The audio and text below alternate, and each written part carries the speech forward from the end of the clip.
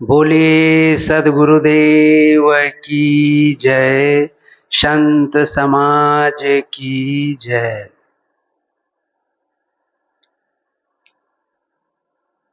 परम पूज्य गुरुदेव जी, अर्चनीय वंदनीय मुद मंगलमय संत समाज,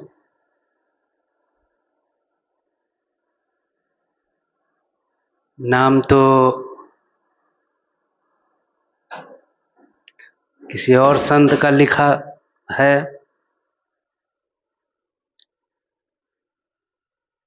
उनकी अनुपस्थिति में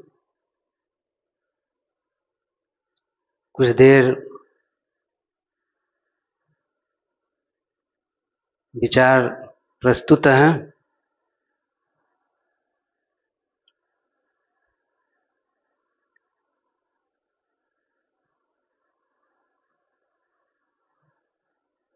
समाज में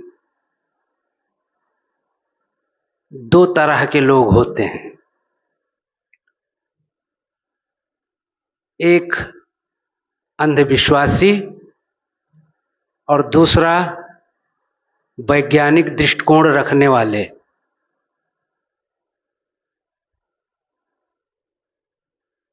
और आज के परिप्रेक्ष्य में विजय वैज्ञानिक दृष्टिकोण वालों की होती है। यदि सफलता मिलती है तो वैज्ञानिक दृष्टिकोण वाले को, अंधविश्वासी तो अंधविश्वास में भटकता रहता है और दूसरे के भरोसे बैठा रहता है।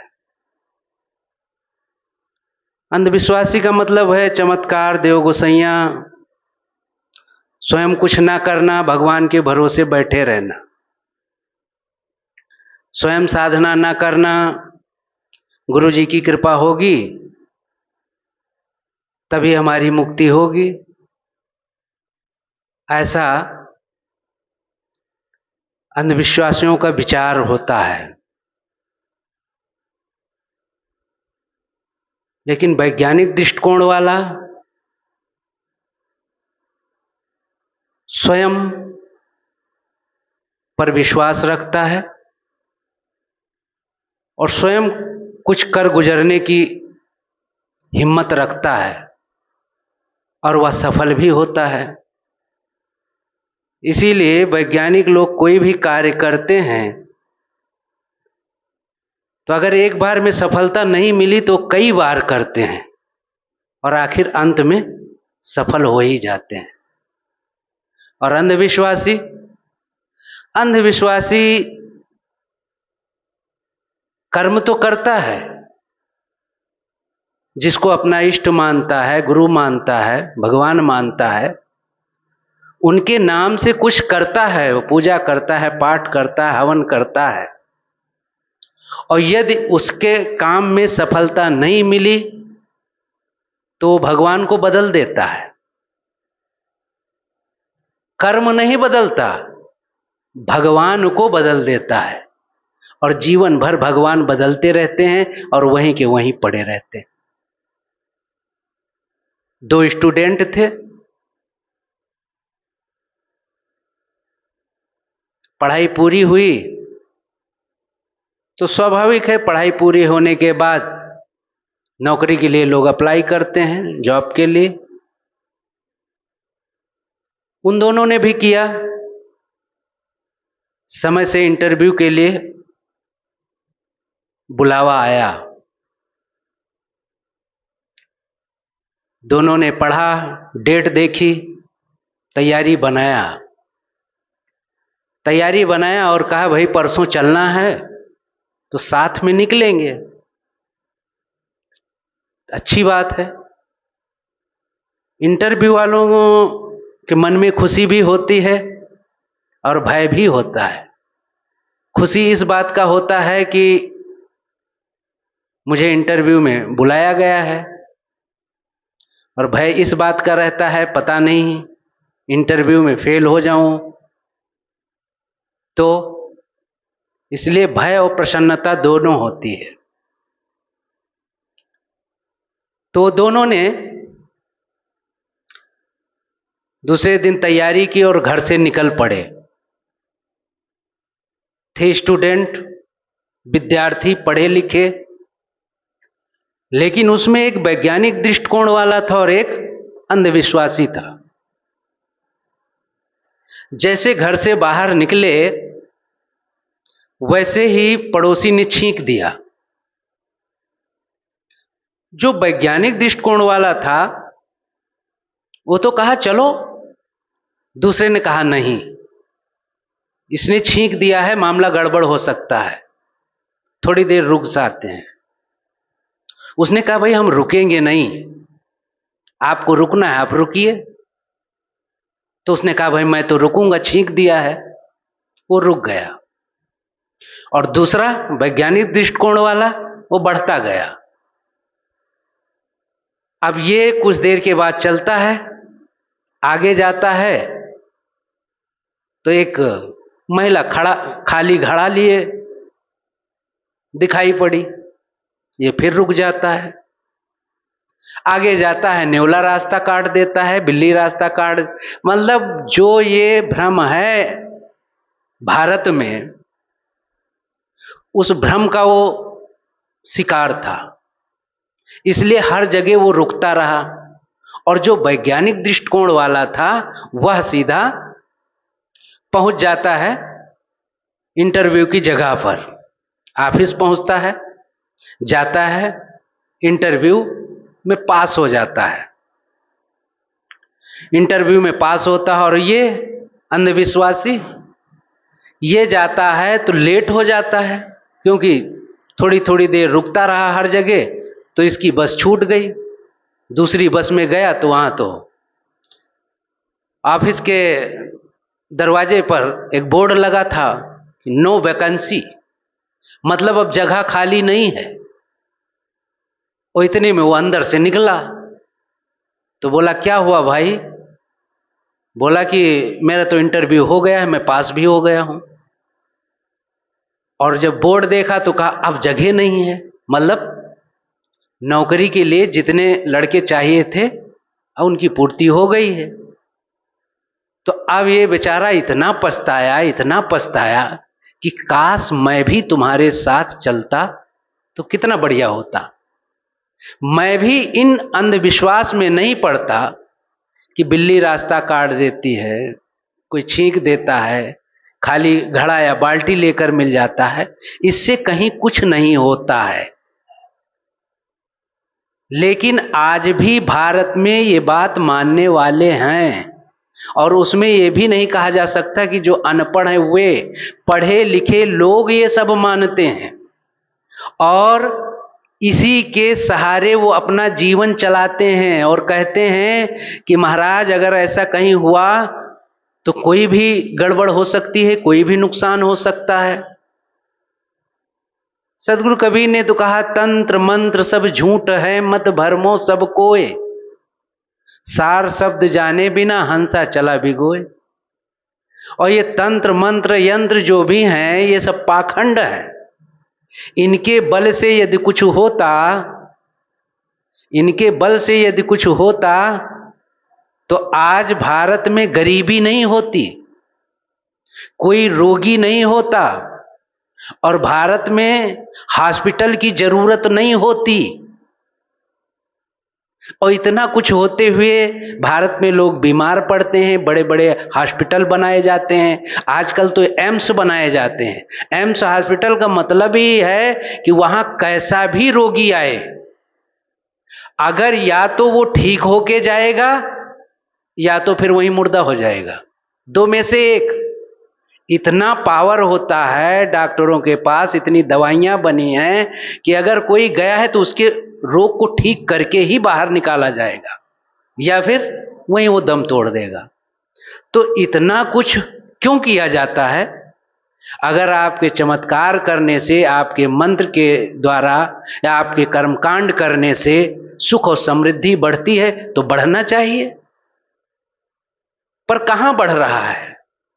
जहां देखो हाय तोबा, हाय तोबा, त्राहिमाम त्राहिमाम, सब यही कहते हैं हमारी रक्षा करो, रक्षा करो। लेकिन ऐसा करने वाले लोग सीना ठोक कर कहते हैं कि हम ऐसा कर देंगे, लेकिन कहीं कुछ हो पाता है? जितनी भी दुर्घटनाएं होती हैं उनको लोग पहले से नहीं बता पाते। कोई पहले से नहीं कहता है कि आज यहां पर यह दुर्घटना होने वाली है, या फिर मंत्र के बल से हम ये काम तुम्हारा सफल कर देंगे। बस केवल एक भ्रम है और मंत्रों के बल पर दूसरों को बेवकूफ बनाया जाता है। अगर मंत्र के बल से सब कुछ हो जाता तो न किसी को मेहनत करने की जरूरत थी, न नौकरी करने की जरूरत थी, न साधक के लिए साधना की जरूरत थी। बस एक मंत्र मार देते गुरुजी और उसी मंत्र के बल से हम सब कृतार्थ हो जाते, मन पवित्र हो जाता। लेकिन ऐसा तो कहीं नहीं होता है। लेकिन संसार में यही सब चल रहा है। जिस देश में नदियों को मां माना जाता है, हम गंगा मां कहते हैं, यमुना मां कहते हैं, सरस्वती मां कहते हैं, नर्मदा जी कहते हैं, आदि आदि, उन नदियों का हालत देख लीजिए आप। इतना कूड़ा कबाड़, इतना कचरा, सीवर की सारी लाइनें उसी में पड़ी हैं। और जिन देशों में नदियों को नदी कहा जाता है, उन नदियों को आप देख लीजिए, साफ स्वच्छ पवित्र एकदम, कोई कचरा नहीं डालता उसमें। लेकिन एक तरफ हम मां कहते हैं और दूसरी तरफ उसी में हम कचरा डालते हैं। क्या कोई अपनी मां के ऊपर कचरा फेंकता है क्या? मां तो पूजनीय होती है, और यदि हम उनको मां मानते हैं तो उसमें तो ये सब नहीं होना चाहिए। लेकिन ये सब करता कौन है? जो पढ़े लिखे शिक्षित लोग हैं, जो पढ़े लिखे शिक्षित लोग हैं। अभी जब पाकिस्तान पर हमला किया गया, सिंदूर ऑपरेशन नाम रखा गया, सिंदूर। अब सिंदूर ऑपरेशन हुआ, इधर के हमारे सैनिक, मिलिट्री के जवान हमला किया, लड़े, मुस्तैदी से लड़े, परास्त किया, पाकिस्तान दबा, क्षमा मांगा। अब इधर क्या हो रहा था पता है? वो बेचारे उधर लड़ रहे हैं और यहां पर मोबाइल में ही देखा था कि कुछ लोग यज्ञ कर रहे हैं। किस लिए? ताकि हमारी सेना को विजय मिल जाए। यदि तुम्हारे यज्ञ करने से, तुम्हारे पूजा पाठ करने से अगर हमको विजय मिल जाती है, तो फिर हमारे सैनिकों को लड़ने की क्या जरूरत थी? उसमें एक महिला पायलट थी, उसका भी शरीर छूट गया, तो मरना तो नहीं चाहिए था किसी को फिर। लेकिन यहां यज्ञ हवन हो रहा है, हम सिंदूर ऑपरेशन सफल करने के लिए कर रहे हैं। ये सब अंधविश्वास नहीं तो और क्या है? कभी इस पर शिक्षित लोग विचार करते हैं? अगर आपके मंत्रों में दम है, आपके पास बड़ी क्षमता है, तो यहीं से बैठे बैठे पाकिस्तान को उड़ा दीजिए, या जो भी देश हमसे लड़ाई करे उसको आप यहीं से तहस नहस कर दीजिए। हमारे गोली बारूद बचेंगे, हमारी जो जवान है वो बचेंगे। लेकिन ऐसा तो नहीं हो पाता। फिर भी ऐसा लोग क्यों मान लेते हैं? जब चंद्रयान 3 गया था ना, चंद्रयान 3 जब ऊपर भेजा गया, तो पंडित लोग उसमें क्या कर रहे थे? शुभ लाभ, उस स्वास्तिक चिन्ह होता है उसको बना रहे थे और पूजा कर रहे थे कि अब इसके माध्यम से वो चंद्रयान ऊपर जाएगा। अरे भाई, उसी के माध्यम से जाता तो बनाने की क्या जरूरत है? उन्हीं पंडित के ऊपर स्तविक चिन्ह लगा दीजिए और उन्हीं को भेज दीजिए चंद्रमा पर। ऐसा होता है क्या? ऐसा तो नहीं होता है। तो हर जगह ये कर्मकांड, पूजा पाठ के लिए लोग पहुंच जाते हैं और कहते हैं इसके माध्यम से ये हो रहा है। जब तक हम वैज्ञानिक दृष्टिकोण नहीं अपनाएंगे, तब तक कहीं सफलता नहीं मिलेगी। आज जितना कर्मकांड, पूजा पाठ, जप, हवन, कीर्तन होता है, भारत में होता है। 24-24 घंटे नहीं, महीनों महीनों के जप चलते हैं। रामा रामा चलता है, राधे राधे चलता है, और भी अपने नाम से जप करते हैं, फिर भी शांति और सुकून नहीं मिलता है। फिर भी देश गरीब है। और विदेश में लोग, विदेश में तो कोई ये जप वप नहीं करते, कोई हवन यज्ञ का कर्मकांड नहीं होता। वो वैज्ञानिक दृष्टिकोण अपनाते हैं, और देखिए सब विकसित देश हैं। जापान लीजिए, अमेरिका लीजिए, रूस लीजिए, ये सब विकसित देश हैं। इसीलिए अरब में चमत्कार के लिए बिल्कुल मनाही है। वहां के राजा का आदेश ही है कि यदि यहां कोई चमत्कार दिखाता तुरंत उसको जेल में बंद करो। वो लोग स्वीकार ही नहीं करते इसको, क्योंकि चमत्कार करने वाला और उसमें फंसने वाले लोग डरपोक होते हैं, और जहां डरपोक होगा वो क्या काम कर पाएगा। इसलिए तंत्र मंत्र पर विश्वास ना करें, बल्कि अपने कर्मों पर विश्वास करें। यदि हम जैसा करेंगे तो वैसा हमारे साथ होगा। और हम कहीं भी मेहनत करते हैं तो उसका फल मिलेगा। खेत है, खेत में हम जाते हैं, उसकी निराई गुड़ाई जुताई करते हैं और बीज डालते हैं, फिर उसकी सुरक्षा रखते हैं, खाद पानी देते रहते हैं, तो निश्चित हमको मिलेगा उसमें। और मेड़ पर बैठ जाएं और बैठें कि भाई तंत्र के बल से, मंत्र के बल से हम इसमें कुछ पैदा कर दें, तो है कोई पैदा करने वाला कि मंत्र के बल से गेहूं पैदा कर दे, मंत्र के बल से हमारा रोग ठीक कर दे, मंत्र के बल से किसी की बिल्डिंग गिरा दे? नहीं हो पाता है। लेकिन इतना समाज में भय व्याप्त है कि आदमी तंत्र मंत्र के नाम से किसी को भी बेवकूफ बना देता है। इसीलिए कहते हैं धूर्त ठगता है और मूर्ख फंसता है। और ये धूर्तों की देन है और किसी की नहीं। आज कितने लोग पढ़े लिखे हैं जो इनका विरोध करते हैं, स्टूडेंट भी हैं जो ये सब नहीं मानते हैं।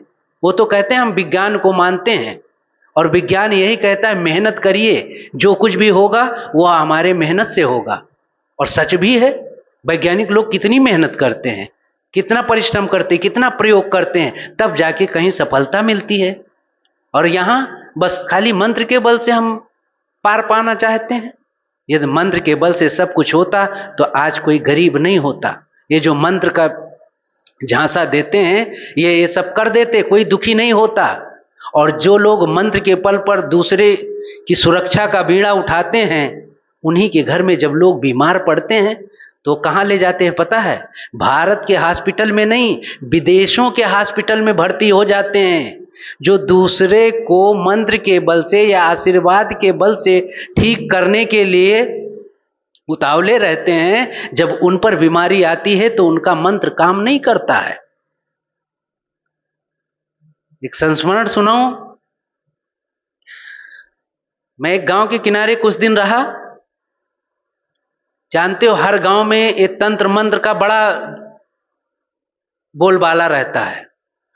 तो मैं जिस जगह पे था उससे आगे पुल था, और पुल पर चौराहा था, चारों तरफ का रास्ता, और जितने भी टोना टटका करते हैं लोग सब चौराहे पर करते हैं। तो वहीं आए चौराहे पर टटका कर दें।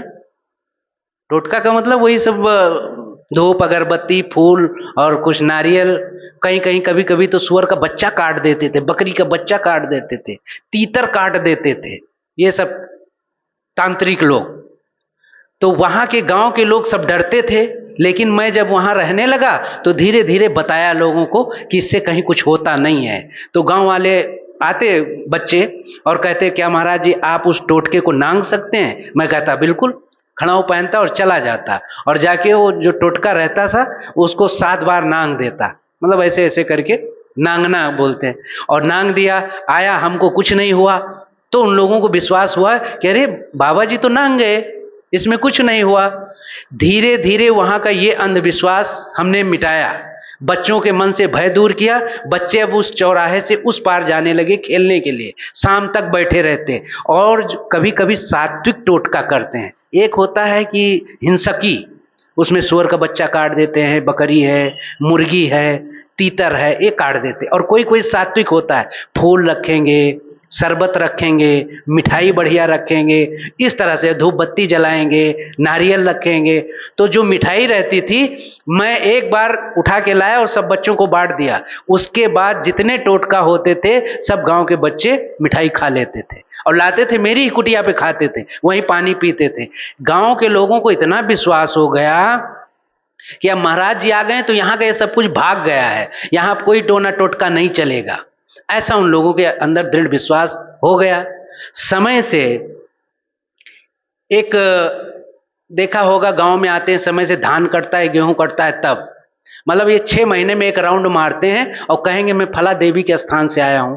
तो हमारे इधर शीतलन बड़ा फेमस है, तो शीतलन से बोलते हैं कि आता हूं, और जिसके घर में जाएंगे और वही मनोविज्ञान थोड़ा प्रयोग करते हैं, आपका नाम बताएंगे, घर परिवार वालों का नाम बताएंगे, आपके रोग दोग बताएंगे, इसको दूर करने के लिए भी उपाय बताते हैं। और बाद में कहेंगे कि 5 सूप चावल चाहिए हमें। कितना? 5 सूप। सूप जानते ना, वो पचोरने वाला, हम लोगों के यहाँ बड़ा होता है। 5 सूप चावल बहुत होता है, और ले लेते हो। और एक उनका चेला रहता है, वो साइकिल लिए रहता है, उस पर वो लादता है। तो वो मेरी कुटिया बीच में थी और दोनों तरफ से रास्ता था, तो पीछे वाले रास्ते से घुसे और उस गांव, मतलब जो घर पहले था उस घर से उन्होंने शुरू किया। जाते जाते जाते बीच गांव में गए तो एक माता पिता, एक ही लड़का था, लड़कियां कई थी, लड़का एक था। उस लड़के को देखा और उसने कहा कि ये लड़का के ऊपर ग्रह लगा है, ये 7 दिन के बाद मर जाएगा। और नवरात्रि चल रही थी, तो बोला 7 दिन के बाद ये मर जाएगा। अब बताओ, किसी का इकलौता लड़का हो और माँ बाप, और छोटा था शायद 7-8 साल का रहा होगा, और कहे 7 दिन के बाद मर जाएगा, वो तो बेचारे बड़े परेशान। अच्छा, ये बात सुन के उनके दादाजी आए, नहर पर बैठे थे, भैंस भैंस खोल रखा था तो बैठे थे। तो बैठे थे और मैं इधर से शौच के लिए जा रहा था, तो मिले। तो अब कोई साहेब बंदगी करता तो कोई प्रणाम करता, तो वो भी कहे साहेब बंदगी। तो हमने कहा कैसे हैं? तो कहा ठीक हूँ महाराज। महाराज एक आपदा आ गई है, ऐसे कहे विपत्ति आ गई। तो क्या हुआ? तो कहे कि महाराज वो आए हैं शीतलन से और वो बताते हैं कि मुकेश 7 दिन के बाद मर जाएगा। उसका नाम मुकेश था। तो कहे मुकेश 7 दिन के बाद मर जाए। तो हमने कहा मर जाएगा? अरे जब मरना होगा तो उसको कोई बचा नहीं सकता, और जब उसकी मौत नहीं है तो उसको कोई मार नहीं सकता।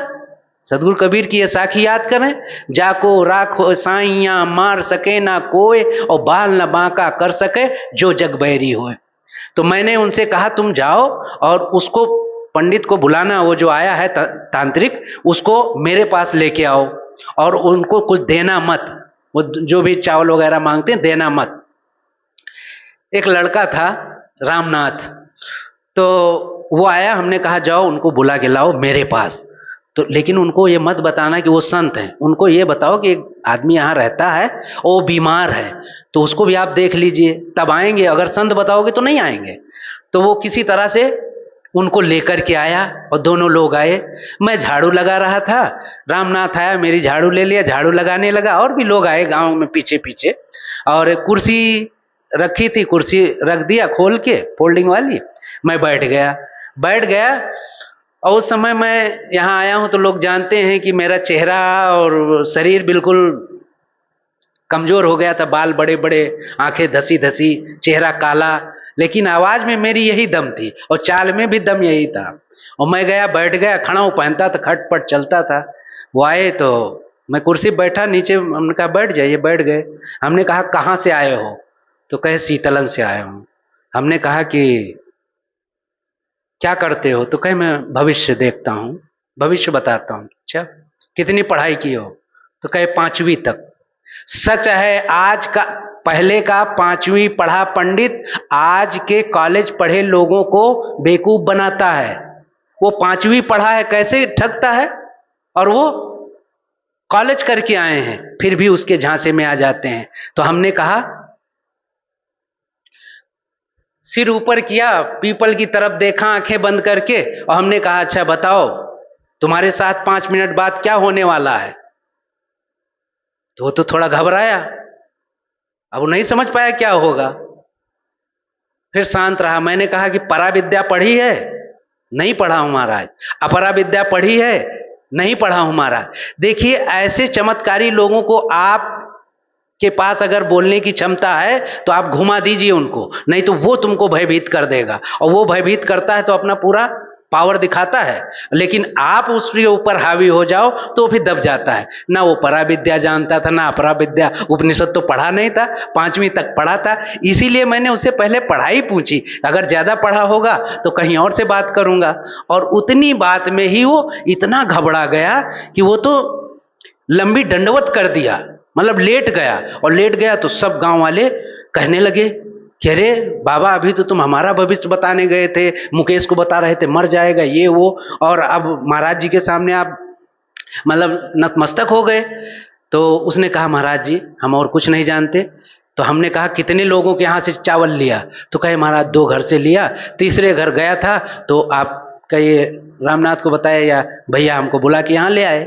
हमने कहा ऐसा क्यों करते हो, तुम ठगते हो, तुम्हारे पास कोई विद्या नहीं है, और है तो दिखाओ।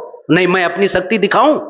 वो तो घबरा गया। और शक्ति हमारे पास कुछ नहीं, बस यही हिम्मत बोलने की, और शक्ति कोई नहीं। और इतने बोला कि मैं दिखाऊं, तो गिर गया चरणों में। नहीं महाराज जी। हम कहा कि अब दोबारा इस गांव में आना मत। कहें बिल्कुल महाराज नहीं आएंगे। और दोनों, वो साइकिल वाला था वो भी खड़ा था, वो भी आया, प्रणाम किया और दोनों चले गए।